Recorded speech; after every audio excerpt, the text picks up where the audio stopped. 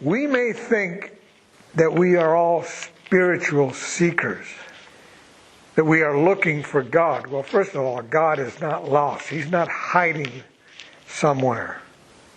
We think that we are the ones on a quest for God's presence. But that's not the way Scripture presents the story. Scripture tells us just the opposite. It tells us that God is the one who is seeking us. In the Gospel of John,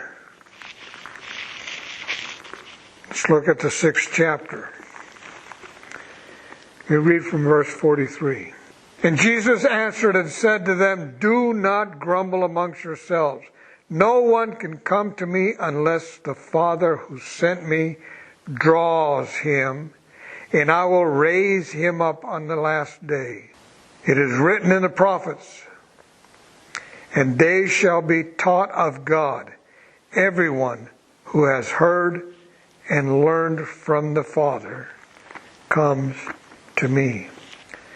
God is revealing His own self to you, one, in the creation, yes, in Scripture, in your very life experience.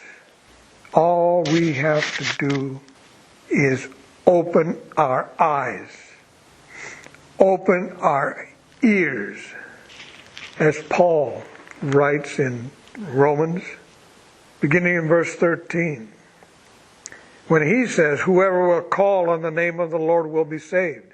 But then he asks, "How then will they call on him whom they have not believed? How will they believe in him whom they have not heard? And how will they hear without a preacher? And how will they preach, the preacher, unless he is sent?" So all we need to do is respond, just as the Magi did, in coming to adore the one who made us. Yes, Jesus Christ, God incarnate, who entered human history to redeem us. He has placed eternity in our hearts. Everyone, He's calling you. And you will not rest until you come to rest in Him. So rise and shine, people. He came seeking you. Today is the day of salvation.